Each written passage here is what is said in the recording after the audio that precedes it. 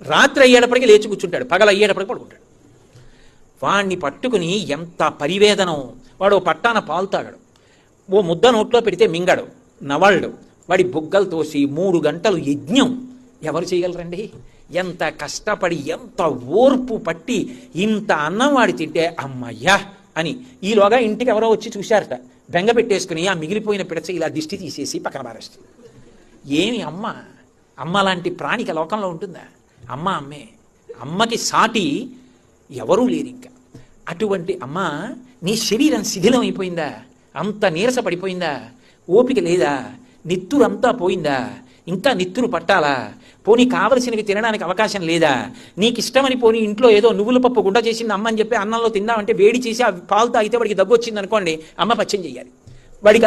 మళ్ళీ ఆ పచ్చంతో కూడిన పాలు ఇవ్వడానికి. ఇక దానికి తోడు ఒళ్ళు కొంచెం వేడెక్కింది అనుకోండి, అమ్మకి అసలు నిద్ర ఉండదు. అమ్మ ఎంత బాధ పెట్టానో. శిథిలమైపోయినటువంటి నీ శరీరాన్ని నేను బయటికి వచ్చిన కారణం చేత నీ ఒళ్ళు పచ్చితో కదిలిపోతే, సంధిబంధములు సడలిపోతే, అప్పుడు ఏ పనులు చేసి బాధ పెట్టకూడదో ఆ పనులన్నీ చేసి బాధ పెట్టా, అన్ని సేవలు చేయించుకున్నా. అమ్మ నేను ఏమని క్షమాపణ చెప్పను నీకు? క్షమాపణ అడగట్లేదు. తస్య నిష్క్రమణార్థాయ మాతృపిండం దదామ్యహం. ఈ శ్లోకాలు చదివినవాడు అమ్మకి నమస్కారం చేయకుండా ఉండగలడండి? అమ్మని అమ్మా అని ప్రేమతో పిలవకుండా ఉండగలడా?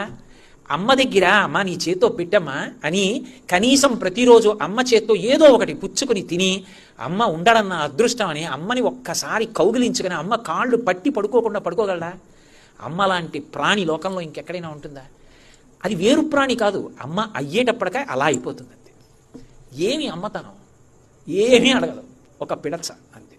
అది కొడుకు కాబట్టి ఆ పిడచ కోసం పరితపించి